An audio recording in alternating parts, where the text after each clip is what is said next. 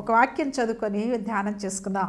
కీర్తనల గ్రంథం 126వ కీర్తన 3వ వచనం.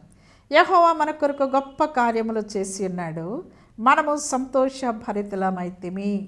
యెహోవా మన కొరకు గొప్ప కార్యములు చేసి ఉన్నాడు, మనము సంతోషభరితులమైతిమి.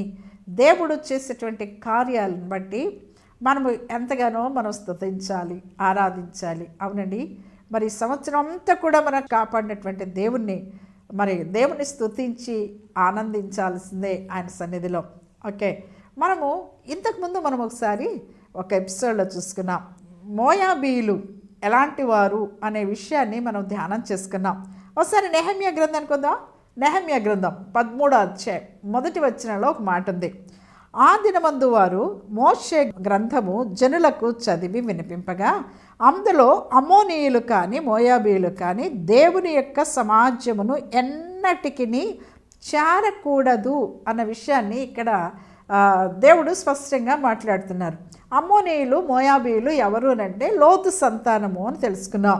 అవునండి, దేవుడు చెప్తున్న మాట ఏంటంటే, మరి ఆ జనులు ఏమాత్రము కూడా దేవుని సమాజములో, ఇశ్రాయేలు సమాజములో చేరకూడదు అని దేవుని యొక్క ఆజ్ఞ అక్కడ. మరి అయితే దేవుడు ఏదైనా చేయగలడు కదండి.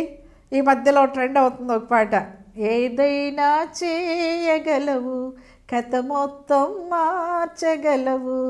ఎంత చక్కని పాట కదా. మీరు కూడా చక్కగా పాడుకుంటున్నారు అనుకో. ఏదైనా చేయగలిగినటువంటి దేవుడు కదా, కథ మొత్తం మార్చగలిగినటువంటి దేవుడు, మన పరిస్థితులన్నీ కూడా మార్చగలిగినటువంటి దేవుడు, అద్భుతకరమైన దేవుడు, ఆశ్చర్యకారాలు జరిగించగలిగిన దేవుడు మనతో ఉన్నాడు. మన జీవితమే ఎలాంటిదైనా కూడా, ఎంత చెడిపోయినటువంటి జీవితమైనా కూడా, ఎంత శాపగ్రస్తమైనటువంటి జీవితాన్ని కూడా మొత్తం మార్చగలిగినటువంటి దేవుడు. ఆయన దగ్గరకు వస్తే ఖచ్చితంగా అంతా కూడా మార్చగలిగినట్టు దేవుడు. హల్లెలూయా. యేసయ్యా యేసయ్యా యేసయ్యా. ఖచ్చితంగా యేసయ్యను పట్టుకుంటే చాలండి. యేసయ్యతో మనం ఉంటే చాలండి. యేసయ్య దగ్గరికి మనం వస్తే చాలండి. పదే పదే యేసయ్యని నీ నోటితో పలుకు, ఎంత ఆశీర్వాదం వస్తుందో. పదే పదే యేసయ్యని నువ్వు పాడుకో, ఆరాధన చెయ్యి. యేసయ్యని పిలుస్తూ నీకు హృదయం ఎంత చలించిపోతుందో, ఎంత హృదయంలో ఎంత ఆనందం సంతోషం ఉంటుందో. నువ్వు దుఃఖంలో ఉన్నా, ఏ పరిస్థితిలో ఉన్నా కూడా యేసయ్య యేసయ్య యేసయ్యని నువ్వు పాడు. ఆ పాటలు పాడు. యేసయ్యని పదం వచ్చేటువంటి ఆ పాటలను ఎక్కువగా ఇంటికి చేసుకొని పాడు. నేను ఆ విధంగా చేశానండి. ఎక్కువగా దేవుని స్తుతిస్తూ ఆరాధిస్తూ, నాకు యేసయ్య యేసయ్య పాడుతూ పిలుస్తూ యేసయ్యను ఆరాధించాలంటే నాకు చాలా ఇష్టం. ఆ విధంగా యేసయ్యను ఆరాధిస్తూ ఉంటే బ్రతుకంతా మారిపోతుంది, కథ అంతా మారిపోతుంది, మన స్థితి అంతా మారిపోతుంది. ఇక్కడ మనం చదువుకున్న అమ్మోనీయులు కానీ మోయాబీయులు కానీ ఎటువంటి పరిస్థితుల్లో ఇశ్రాయేలు సమాజంలో చేర్చకూడదు అనే విషయాన్ని దేవుడు ఇక్కడ ఖచ్చితంగా చెప్తూ ఉన్నాడు. అలా చెప్పినప్పుడు మనం రూతు విషయాన్ని మనం ఒకసారి ఆలోచించేద్దాం. రూతు ఎవరండి? రూతు మోయాబీరాలు. మరి మోయాబీరాలు అటువంటి రూతు మరి ఎలా తన జీవితంలో ఎంత అద్భుతకరమైన రీతిలో మనం చెప్పుకోగలుగుతున్నాం. మోయాబీయులను ఏమాత్రం కూడా చేర్చకూడదు అన్నటువంటి దేవుడు ఎలా చేర్చుకున్నాడు ఆమెను దీవించాడు. ఆమె సంతానములో నుంచి యేసయ్య వంశావళిలో ఆమె పేరు రాయబడింది కదా. అంతగా ఎలా దీవించబడింది ఒక మోయాబీరాయలు. ఆమె కథంతా ఎలా మార్చబడింది, ఆమె జీవితం ఏ విధంగా మార్చబడింది. హల్లెలూయా. ఎంత చక్కగా ఆమె జీవితాన్ని దేవుడు మార్చాడు కదా. అదే నేను చెప్తున్నా, యేసయ్య దగ్గరికి వస్తే జీవితం అంతా మారిపోతుంది, మన స్థితి అంతా మారిపోతుంది, మన కథ మొత్తం మారిపోతుంది. అవునండి, యేసయ్య దగ్గరికి మనం రావాలి అంతే. యేసయ్య మాటలు మనం వినాలి, యేసయ్య యొక్క వాక్యం మనం వినాలి. అది హృదయంలో మనం చేర్చుకొని యేసయ్య అని పలికితే చాలు, పిలిస్తే చాలని పలికేటువంటి దేవుడిగా ఉన్నాడండి. మరి రూతు విషయం మనకందరికీ తెలిసిందే. నయోమి ఏం చేసిందండి? నయోమి బెత్లెహేమును వదిలిపెట్టి మోయాబు దేశానికి వెళ్తుంది. నయోమి బెత్లెహేం అంటే ఏంటండి? రొట్టెల ఇల్లు అని పేరు. అదే బెత్లెహేముకు ఎఫ్రతా అని కూడా పేరుంది, దావీదు పట్టణం అని కూడా పేరుంది. అవునండి, రొట్టెల ఇంటిని వదిలిపెట్టి సమృద్ధి కలిగినటువంటి ఇంటిని, పట్టణాన్ని ఆమె వదిలిపెట్టి ఎక్కడికి పోయిందండి? మోయాబు దేశం, శపించబడిన దేశం, ఆశీర్వాదం లేని దేశం, ఏమాత్రము కూడా అక్కడ సమృద్ధి లేనటువంటి దేశానికి వెళ్ళింది. వెళ్ళిన తర్వాత తన 2 కుమారులు తీసుకొని వెళ్ళింది. కానీ అక్కడ మరి భర్తను పోగొట్టుకునింది, 2 బిడ్డలను కూడా పోగొట్టుకునింది. ఆ 2 బిడ్డలకు అక్కడ పోయినాక మోయాబీలతో వాళ్ళతో వివాహమైనప్పుడు వాళ్ళు మరి భర్తలను పోగొట్టుకున్నటువంటి వారిగా ఉన్నారు. అందులో ఓర్ప, రూతు వాళ్ళిద్దరూ కోడళ్ళుగా ఉన్నారు కదా.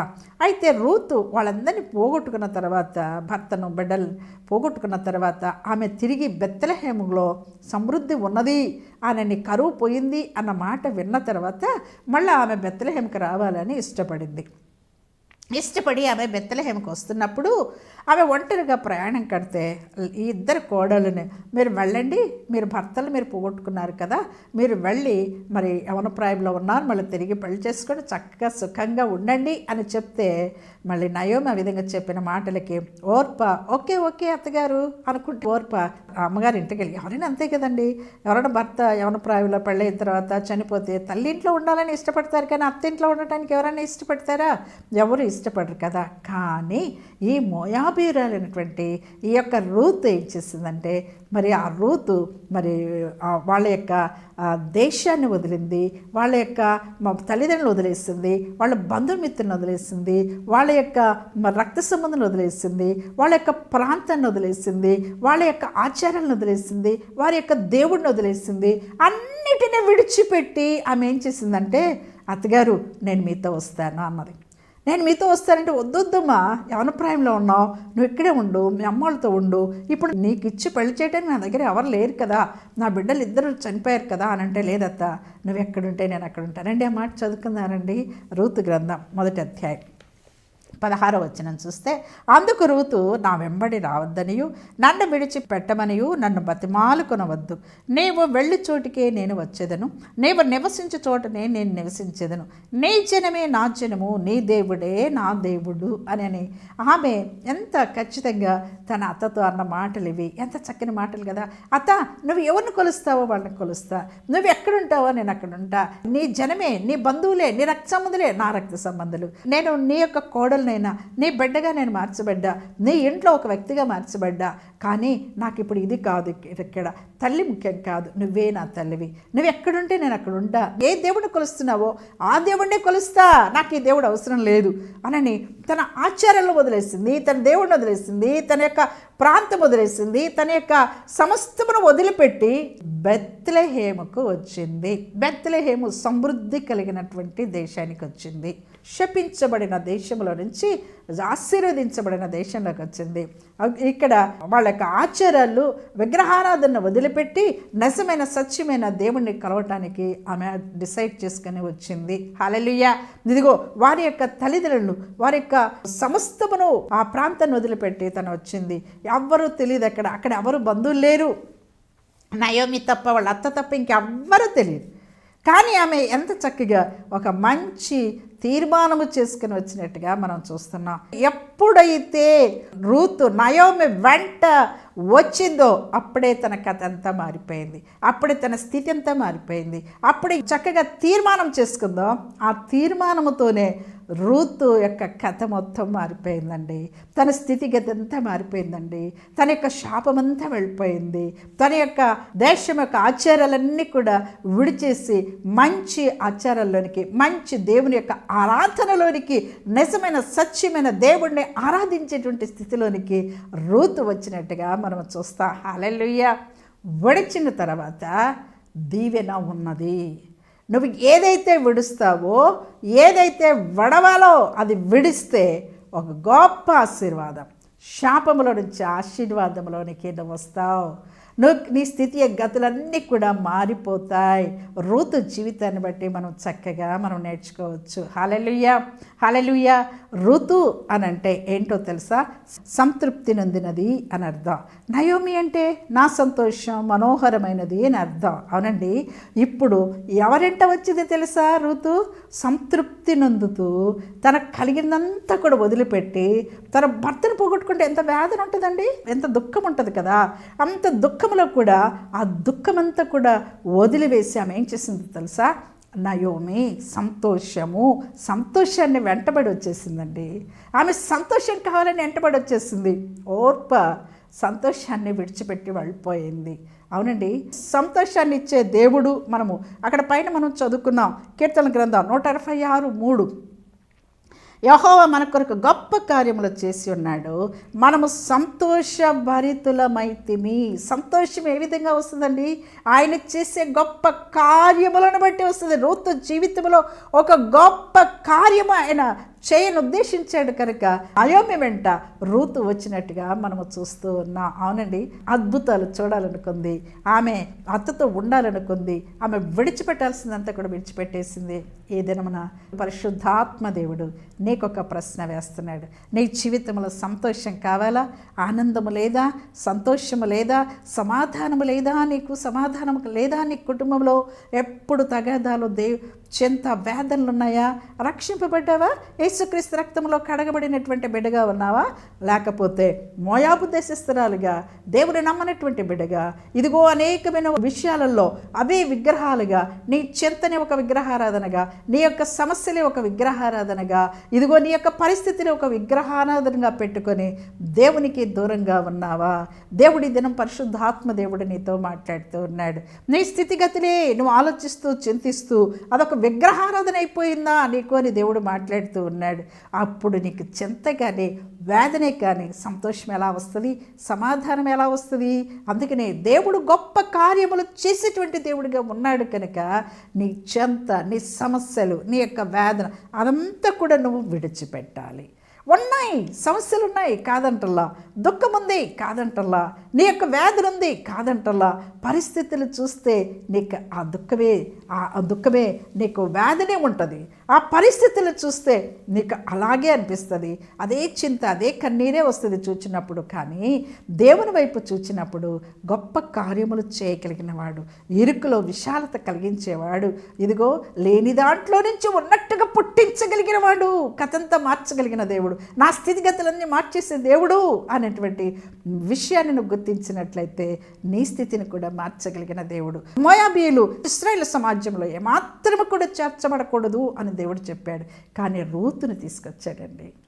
శపించబడిన ఆ దేశంలో నుంచి, శపించబడిన వంశంలో నుంచి ఆశీర్వదించబడినటువంటి అంశానికి ఆమె వెంటబడి వచ్చిందండి. అందుకనే అత్త నన్ను బ్రతిమలాడుకోవద్దు, నేను వెళ్ళిపోని బ్రతిమలాడొద్దు నన్ను అంటుంది. అవునండి, ఆమె వెంటపడి నువ్వు వద్దు అన్నా కూడా ఆమె వచ్చింది. అవునండి, నీ జీవితంలో కూడా వద్దు అన్నది నువ్వు విడిచిపెట్టు. ఎవరైనా నీకు ఇది వద్దు, ఏం పోతావు, నువ్వు చర్చికి పోతుంటే నీకు ఏం మేలు కలిగింది, నువ్వు వాక్యం ఏంటంటే ఏం మేలు కలిగింది నీకు, నువ్వు ప్రార్థన చేస్తే నీకేమైనా మేలు కలిగిందా, నీకేం మేలు కలగట్లేదు కదా, వదిలే అని ఎవరైనా నీతో చెప్తున్నారేమో. నీతో ఒకవేళ నువ్వు వాక్యం చదువుతుంటే ఎవరైనా నీతో ఈ విధంగా నువ్వు చేస్తున్నావు, దేవుని దగ్గరికి వెళ్ళిపోయినావు, నువ్వు మన ఆచారాల నుంచి, మన పద్ధతుల నుంచి, మన యొక్క దీంట్లో నుంచి నువ్వు వెళ్ళిపోయినావు, అందుకని దీన్ని విడిచిపెట్టావు కనుకే నీకు ఈ విధంగా ఈ కష్టాలు వచ్చినాయి, నీకు ఈ విధంగా శ్రమలు వచ్చినాయి. చాలామంది అట్లా కూడా నాకు ఫోన్ చేస్తూ ఉంటారు, అమ్మగారు నేను ఈ విధంగా నేను దేవుని నమ్ముకున్న తర్వాతనే నాకు కష్టాలు వచ్చాయని మా వాళ్ళంతా కూడా దూషిస్తున్నారు, నన్ను వదిలేసి ఇక్కడికి వస్తే నీకు ఆ కష్టాలన్నీ పోతాయని చెప్తున్నారు, ఎలా చేయాలి అనే మాటలు నన్ను చాలామంది అడిగారు. అమ్మగారు నేను బాప్తిసం తీసుకుంటున్నా, మా పాస్టర్ గారిని అడిగాను, ఎంత సంతోషం వేసిందో నిజంగా.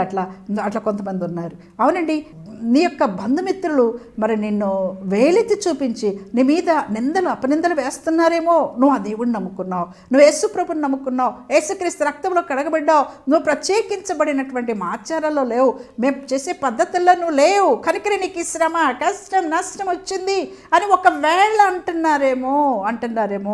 దేవుడి దినము నీతో మాట్లాడుతున్నాడు. కాదు, నువ్వు ఆ విధంగా విడిచిపెట్టినందుకు దేవుడు గొప్ప ఆశీర్వాదము నీకు ఇవ్వబోతున్నాడు, అద్భుత కార్యములు నీ పట్ల చేర్చబోతున్నాడు.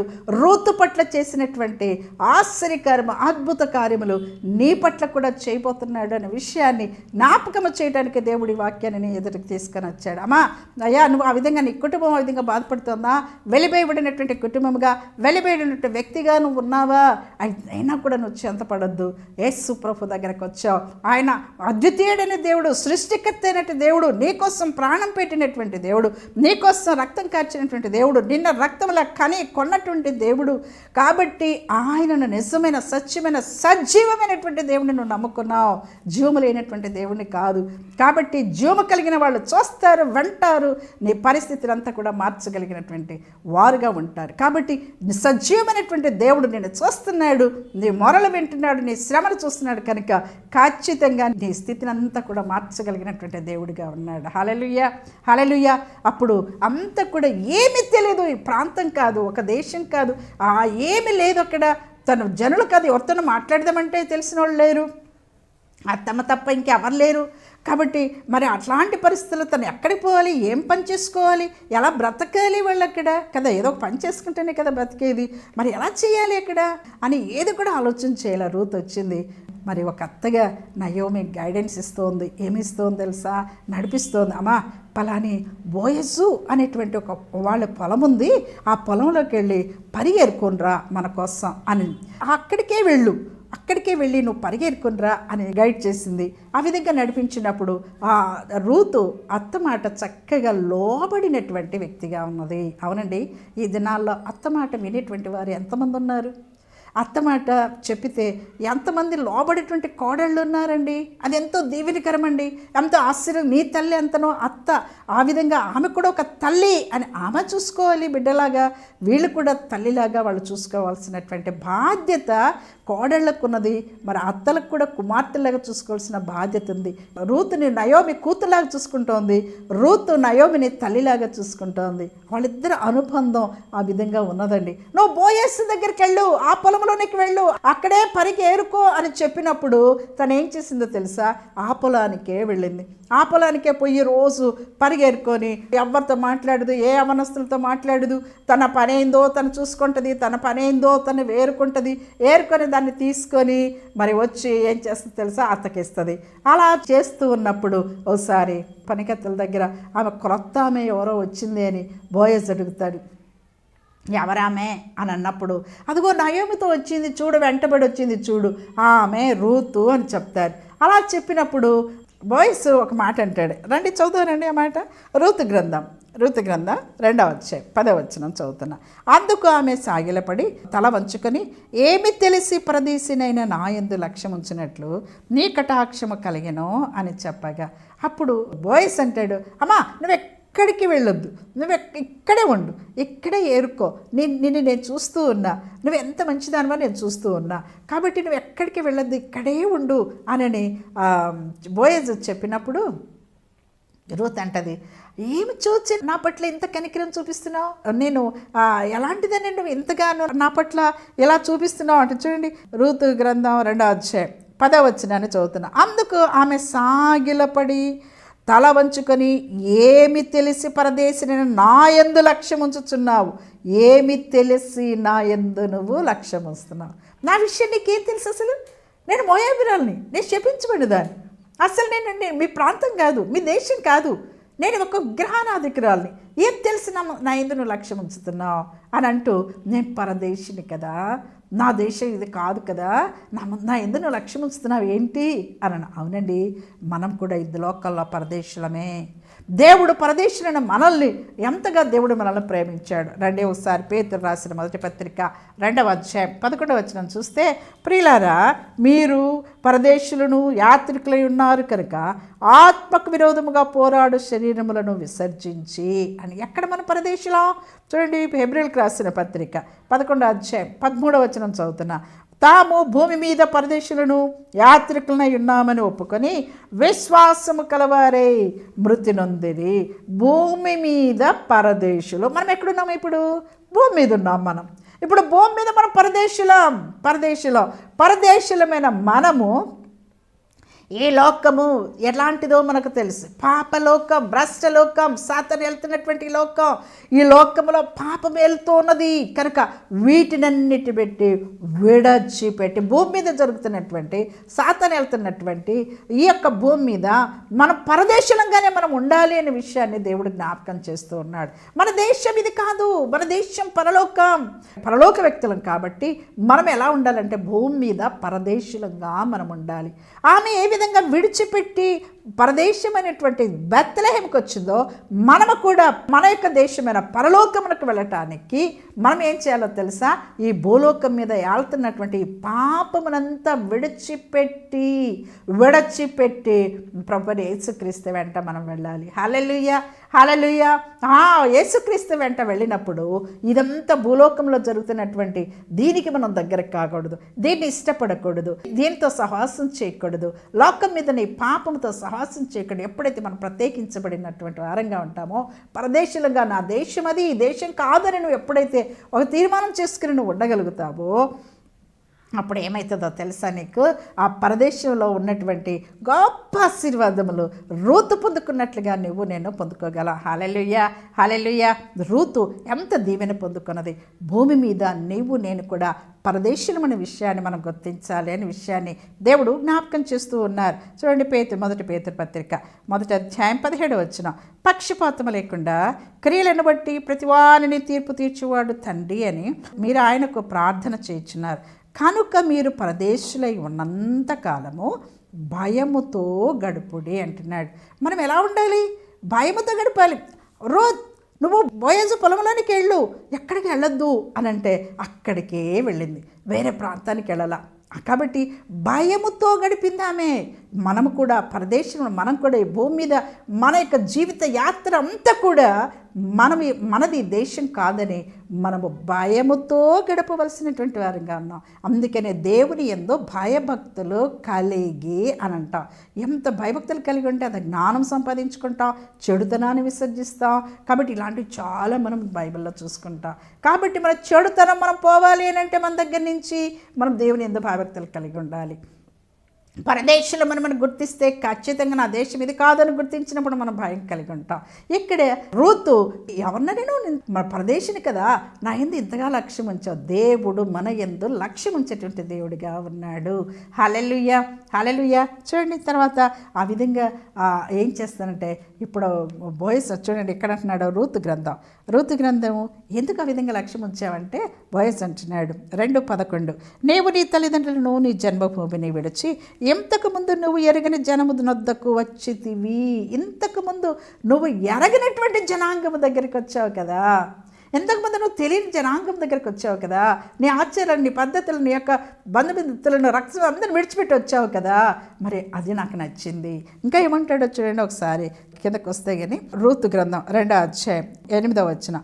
అప్పుడు బోయజు రూతుతో, నా కుమారి నా మాట వినము, వేరొక పొలములో ఏరుకొనుటకు పోవద్దు, దీనిని విడిచిపోవద్దు, ఇచ్చట నా పని కత్తెల వద్ద నిలకడగా ఉండుము అంటున్నాడు. అవునండి, నువ్వేదైతే విడిచిపెట్టి దేవుని దగ్గరికి వచ్చావో, యేసుక్రీస్తు రక్తంలో కడగబడ్డావో, యేసుక్రీస్తుని పట్టుకొని ఖచ్చితంగా గట్టిగా పట్టుకొని, కలిగి ఉన్నది గట్టిగా పట్టుకొని అన్నాడు దేవుడు.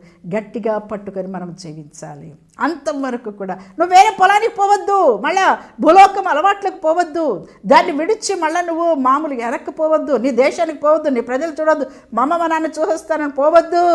రూతు ఆ విధంగా పోలేదండి, ఇక్కడే నిలబడిపోయింది. కాబట్టి నేను కూడా మనము ఏం చేయాలంటే, ఏదైతే యేసుక్రీస్తు రక్తంలో కడగబడి యేసయ్యను మనము రక్షకుడు సొంత రక్షణగా అంగీకరించామో ఆయనను పట్టుకొని ఆయన యొద్దనే మనము, ఆయన వెంటనే మనం నడిచినట్లయితే, ఆయన చెప్పినట్లు మనం విన్నట్లయితే, వేరొక పొలం అంటే భూలోకంలో ఉన్నటువంటి ఈ పొలమంతా దీనిలోనికి పోకుండా మనం ఉన్నట్లయితే గొప్ప దీవెనలు, రూతు పొందినటువంటి దీవెనలు మనం పొందుకోగలం. ఆ పరలోకములు ఇచ్చే బహుమానాలు మనం పొందుకోగలం అనే విషయాన్ని దేవుడు ఇక్కడ మనతో మాట్లాడుతున్నట్లుగా మనం చూస్తూ ఉన్నాం. చూడండి 3వ అధ్యాయం 10వ వచనం చూస్తే, నా కుమారి యెహోవా చేత నువ్వు దీవెన నొందినదానవు, కొద్దివారినే కానీ గొప్పవారిని కానీ యవనస్తులను వెంబడింపక ఉండుట వలన నీ మునుపటి సత్ప్రవర్తన కంటే వెనుకటి సత్ప్రవర్తన మరీ ఎక్కువై ఉంది అని, మరీ ఎక్కువగా ఉన్నది అని అంటాడు. ఇక్కడ ఆమె యోగ్యురాలని ఎంచాడు. బోయాజు వివాహం చేసుకున్నాడు. క్రీస్తు వంశాల్లోనికి వీళ్ళు ఎక్కినట్లుగా మనం చూస్తాం. అవునండి, వాళ్ళు ఎంత గొప్ప ఆశీర్వాదము రూతు ద్వారా, రూతు జీవితంలో కథ మొత్తం మార్చబడింది. క్రీస్తు వంశాలకు వచ్చింది, ఒబేదెను కన్నది, తర్వాత యెష్షయిని కన్నది, తర్వాత యెష్షయి దావీదుని కన్నాడు. ఈ విధంగా మన వంశాల్లో మనం చూడగలం. నిజంగా నీ స్థితి అంతా మార్చగల దేవుడు ఆయన ఉన్నాడు. నువ్వు పోవద్దు, ఎక్కడికి పోవద్దు, వెనక్కి తిరిగి చూడొద్దు. నీ జీవితంలో వాళ్ళు అట్లన్నారు, వీళ్ళు అట్లన్నారు, వెనక్కి తిరిగి చూడొద్దు. నీ జీవితము ఆశీర్వదించబడిందిగా ఉండాలి అని అంటే నువ్వు ఏదైతే కలిగి ఉన్నావో క్రీస్తు యేసు ద్వారా అది గట్టిగా పట్టుకుని జీవించాలని దేవుడు మాట్లాడుతున్నాడు. ఆ విధంగా జీవిస్తావా? నేను నీ కోసం ప్రార్థన చేస్తా. ధృతి పొందిన దీవెనలు నువ్వు పొందాలని ప్రార్థన చేస్తా.